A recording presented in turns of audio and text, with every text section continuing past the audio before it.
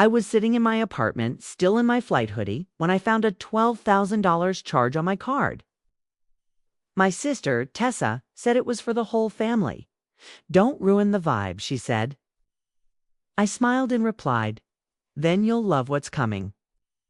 That's when the floorboards started shaking. I wish I could say I was shocked, but honestly, I wasn't. I mean, I was annoyed deeply, almost poetically annoyed, but shocked. No, that would have required some degree of belief that this time, just this one time, my family wouldn't find a way to creatively screw me over and then gaslight me into pretending it was a big group hug. The charge appeared on the Monday after our trip. I was trying to remember if my suitcase was still in the car or had somehow made it into the hallway. It hadn't, but my bank app had made it to the top of my notifications list. $12,874 from a group charge on a shared card that I had very stupidly offered to put down for the Airbnb. I had agreed to book a basic beachfront rental. Not, as it turned out, the luxury Villa Tessa had accidentally upgraded us to the day before the trip, complete with a private chef, massages for her and Mark, and a 45-minute boat cruise. I blinked at the number 5 times before refreshing the page, just in case my bank app was experimenting with psychological warfare. It was not. The money was gone. My account looked like it had survived a heist and was trying to act normal. But the trauma was visible in every transaction. I texted Tessa, "Hey, just saw a $12,000 charge on the card. Is that supposed to be split?" She responded 3 minutes later. "It was for the whole family. Don't ruin the vibe, right? The vibe." God forbid I ruin the sacred energy of "let's all pretend this is fine while Catelyn foots the bill." I stared at my screen for a long time, not because I didn't know what to say, but because I knew exactly what to say. It was either going to be the calmest sentence I had ever typed or a message that would get screenshotted and shared with the caption, "She's being weird again." So I chose calm.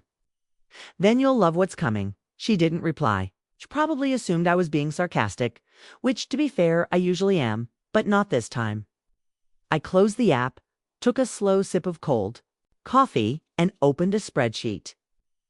I had a name in mind before I typed the first line. Expenses Tessa won't pay back again.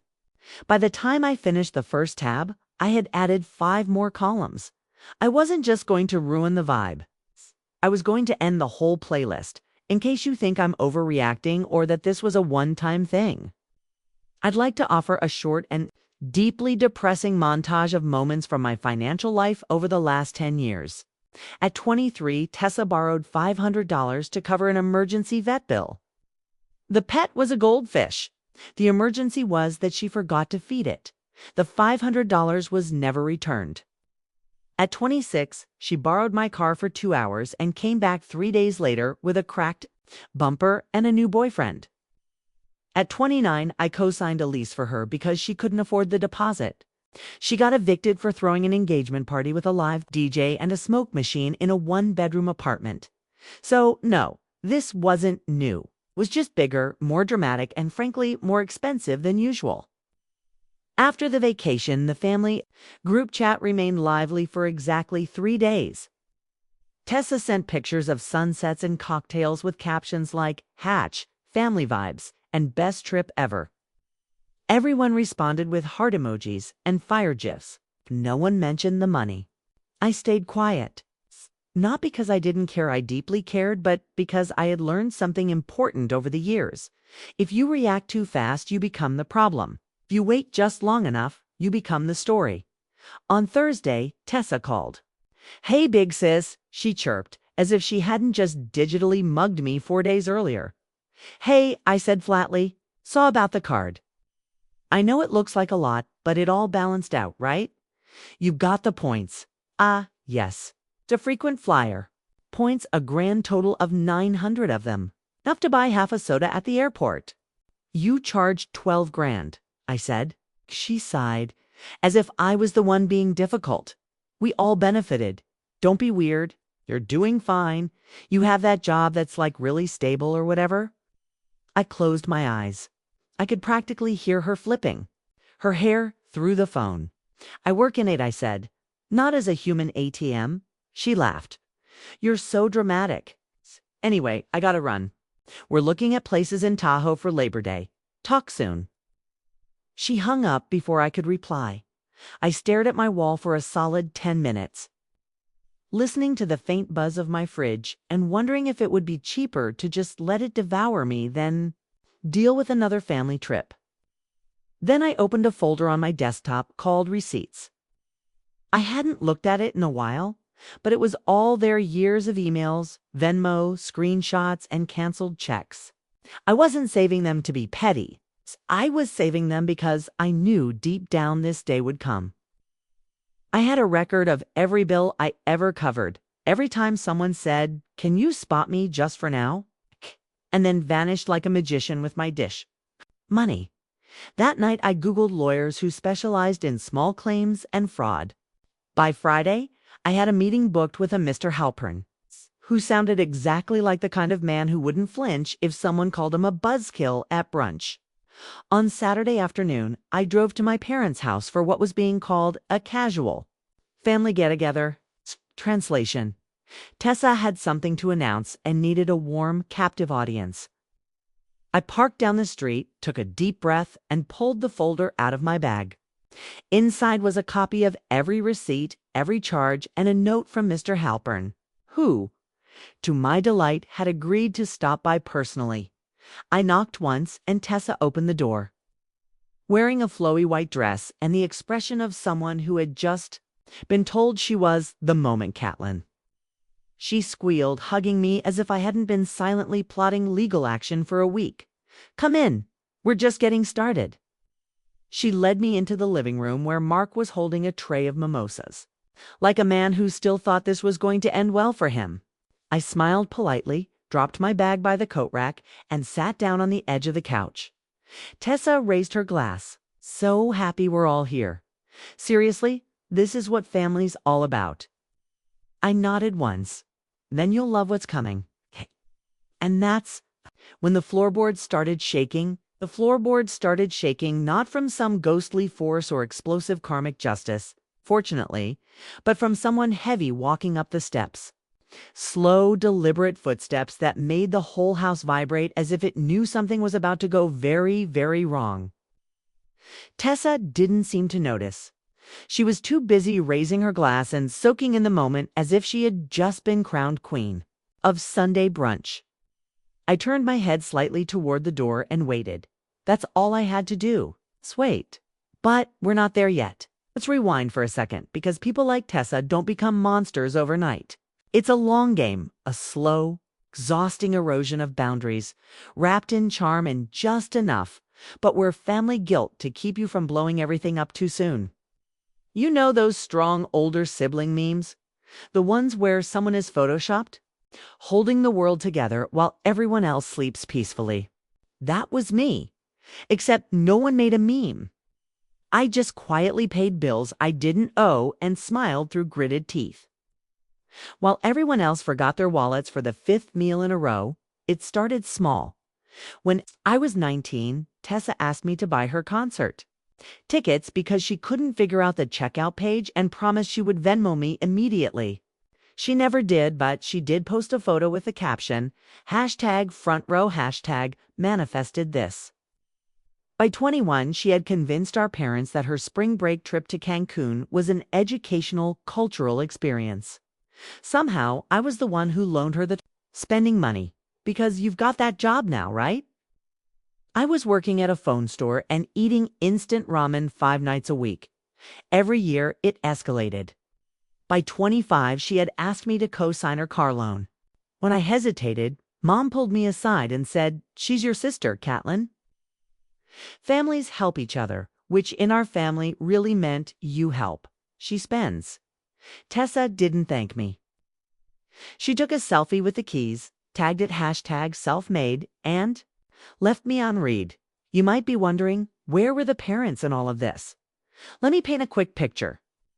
My dad is the human equivalent of background noise. He spends most of his days scrolling through sports forums and emerging only to say things like, "Don't start drama," or "this again." My mom, on the other hand, is a master of the guilt smile. You know the one? It says, I'm not mad, just disappointed, but also I expect you to pay for this. She doesn't yell. She just sighs a lot. She'll say things like, Tessa has a lot on her plate right now. You don't understand what it's like to be the youngest. You're doing well. Why can't you just be generous? What they meant was, you're responsible, therefore you owe us everything. So when the group trip came up, I already knew how it would go. Tessa messaged me 2 months before. Family trip idea, Airbnb by the coast. Everyone splits it. You in? What I should have said was, only if we all prepay and sign a blood oath. What I actually said was, sure, because I'm a coward. Or was. I assumed splitting meant what normal people mean. Divide costs evenly and pay before the trip. But Tessa had a different vision. It turns out she had upgraded the Airbnb without telling anyone, booked a chef, a private cruise, and added extras that made no sense for a family trip, like monogrammed robes and a personal beach mixologist. I still don't know what that means. And she put it all on my card because I was already on the booking. And when I found out, it was for the whole family. Don't ruin the vibe. Of course, back in the present, I was still sitting on that couch, trying not to choke on the scent of overpriced candle wax and Tessa's delusion. The footsteps were louder now. Mark looked toward the door, frowning slightly. He didn't know what was happening, but he could smell a shift in the air. That was fine. I wasn't in a rush. I pulled the folder from my bag and held it in my lap. It was a thick stack of papers, neatly tabbed, receipts, screenshots, a notarized letter from Mr. Lies. And we stared this out with Mr. Halpern, and a breakdown of every expense tied to my card since 2017. I even had charts. Tessa was still talking. She had moved on to a story about how someone had literally begged her to become an influencer. I mean, it's exhausting being this magnetic, she said, flipping her hair as if she were being filmed. Mark chuckled and offered me a mimosa. I declined. I'd need my brain fully online for what was coming. That's when Mom shuffled in from the kitchen, holding a plate of avocado toast as if it were a peace offering. You're quiet, sweetheart, she said gently. Everything okay? I looked at her, really looked. There was no awareness, no recognition that anything had gone wrong, no apology. No? I heard about the charge. Let's talk. It's vibes and brunch. In silence, I'm fine, I said. Just waiting for what? She asked.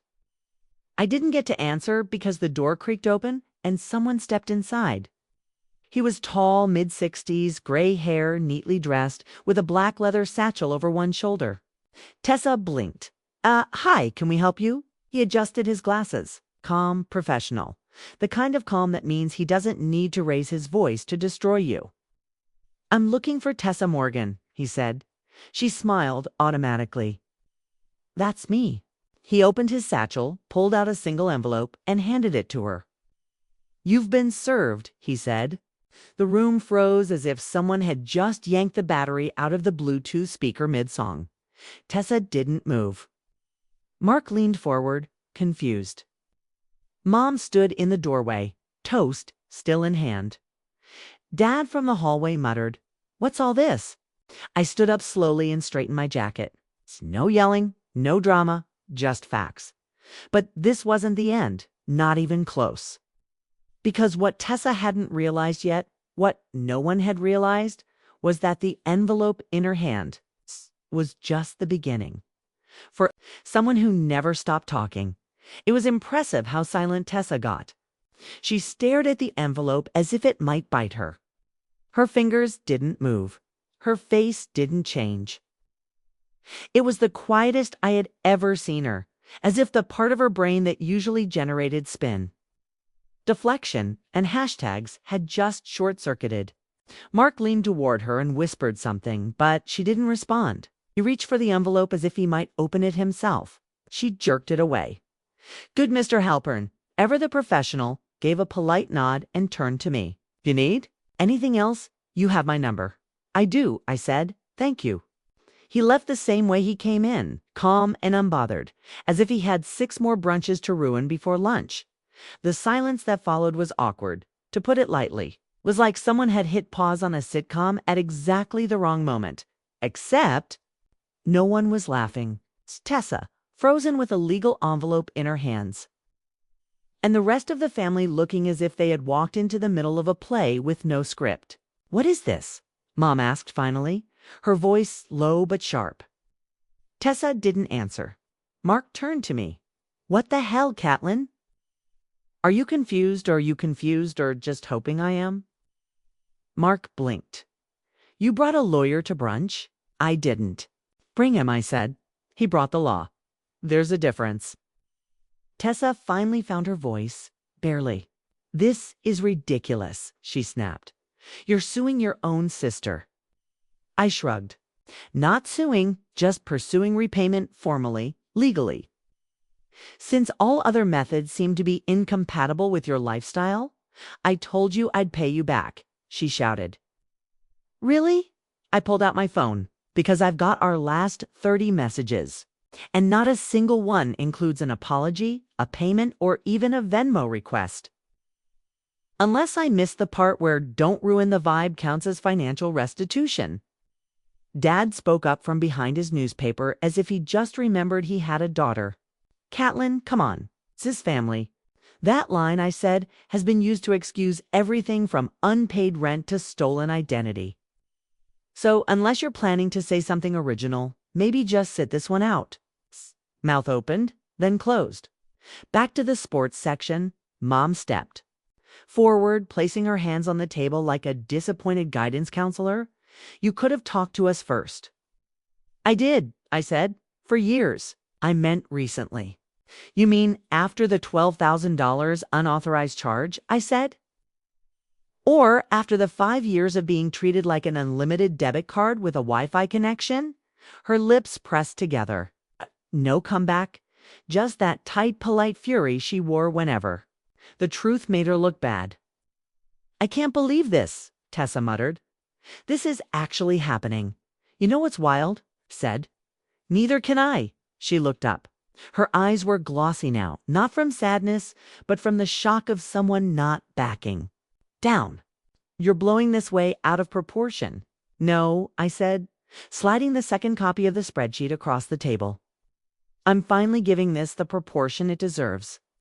She didn't touch it. Mark did. He flipped through the pages slowly, each.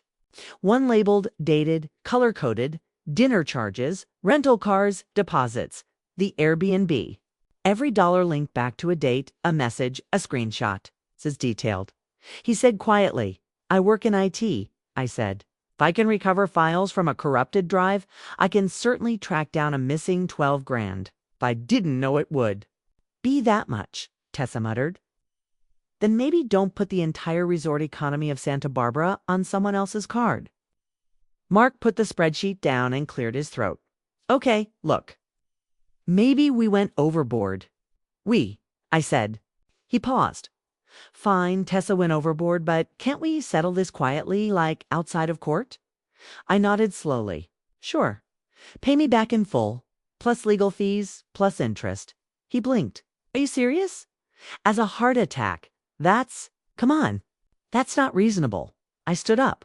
"Neither was putting a $2,000 spa day on my credit card because you wanted matching robes for a sunset photo." Tessa made a sound half gasp, half rage burst. "This is humiliating, correct?" I said.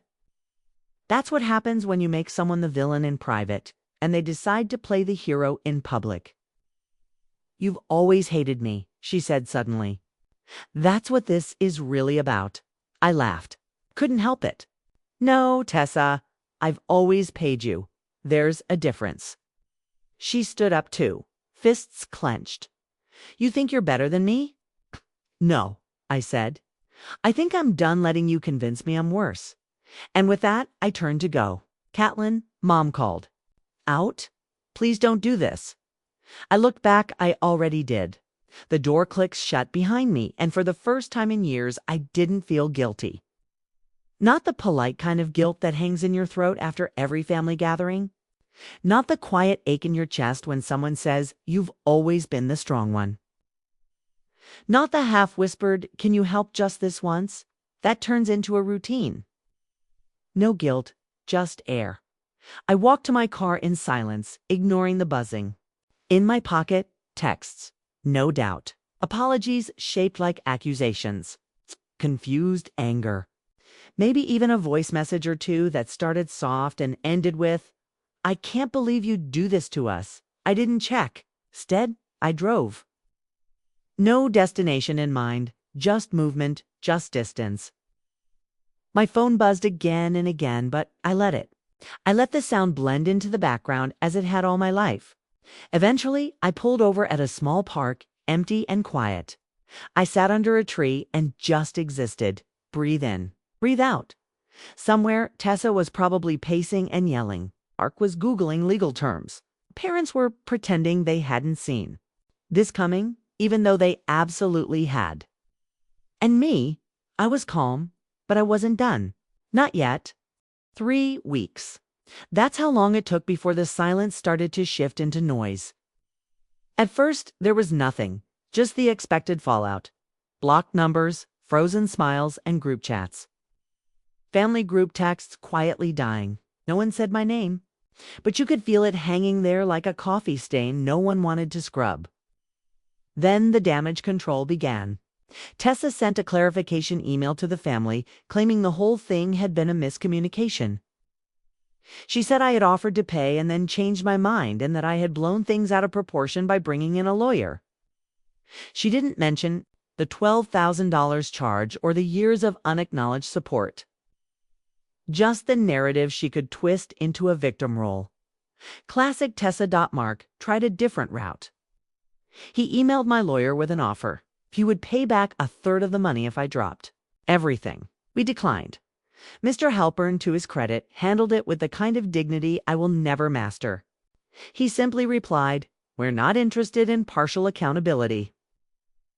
A few days later, Tessa posted a vague Instagram story, a close-up selfie with puffy eyes. Caption, "Some people will betray you the second you stop giving." Cue the sad playlist. And 3 passive-aggressive Bible verses. I didn't respond. What was I going to say? Actually, I betrayed you by enforcing a boundary. Sorry, I didn't Venmo the emotional labor tax. You'd think I owe you for being the fun one. No, I was done playing their PR game. Instead, I focused on my life, which for the first time in years felt like it actually belonged to me. I got a raise. At work, apparently, showing up not emotionally hollowed out by family drama makes you better at your job. Who knew? I started sleeping better, ate meals that weren't delivered in a panic between passive-aggressive phone calls. I moved into a new apartment, one with no shared walls and no risk of surprise visits. I changed my number, updated my emergency contacts, and put Aunt Claire at the top of the list. She was the only one who had reached out after everything happened. She sent a card, handwritten, short and simple. "You did the right thing. I wish I'd done it years ago, Claire." I cried when I read it, not because it was sad, but because it was the first time someone in the family acknowledged what it had. Cost me to finally say no. 2 months after the brunch incident, I got a letter in the mail. No return address, but I recognized the handwriting. Inside was a check for $1,000 and a note. She left me, said I wasn't loyal enough to her during the whole thing. I should have stopped her sooner. I know this doesn't fix it, but it's a start. Mark, I didn't reply, but I didn't tear it up either. It was the first money I'd ever gotten back. The civil suit didn't need a courtroom. Her lawyer folded after we refused to settle. She's paying it back now. Every cent. Not because she wanted to, but because she had no choice left. As for Tessa, last I heard, her account had been flagged for suspicious activity. Not from me. Just karma doing its thing. She lost a brand deal with a travel agency after someone forwarded them screenshots of the legal filing. She claimed defamation. The agency quietly cut ties. The whispers in the family haven't stopped. Some blame me. Some blame her. Some pretend it never happened. That's fine. Let them squirm in the silence. Because for the first time in my life, I'm not stuck in it. A few weeks ago, I was at a small neighborhood cafe, sipping coffee, reading, and minding my own business when someone I went to high school with walked in. They recognized me, and we chatted for a minute, catching up. Then they lowered their voice and said, "Hey, I heard what happened with your sister." That's wild. I braced myself for judgment, but instead they just nodded and added, "Good for you. Most people never get out." I didn't know what to say, just smiled, but it stuck with me. You know what? No one tells you peace is weird at first. You expect it to feel like fireworks, a big celebration, a victory parade with people cheering your name. But it's not.